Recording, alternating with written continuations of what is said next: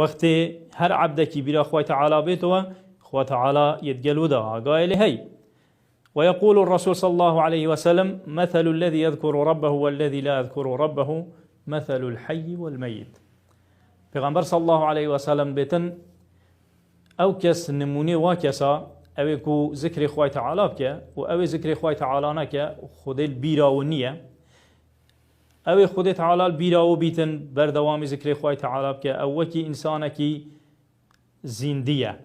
بس او فكره خوي تعالى نك و ذكر خوي تعالى نك و خدا تعالى البيرا خبته او كسكي وكي كسكي مرديه بلا جيانا دنيا دا بيتن سر عرض بچيتن رحنا ولا شيء ودابي بس الروح كمرديه هي ذكر خوي تعالى ناكتن هر كسكي ذكر خوي تعالى شنكتن دليو ديبيتا ديوانا شيطانا شيطان دي ناو دليو دا خربنوا ووسوسه شيطانا دي ناو دليو انساني دا چيبن وهر كسكي ذكر خوي تعالى بكتن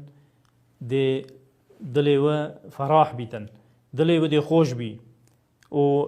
شيطان ناو دليو دانا منن دائما دي هست مرتاحيه كيكتن و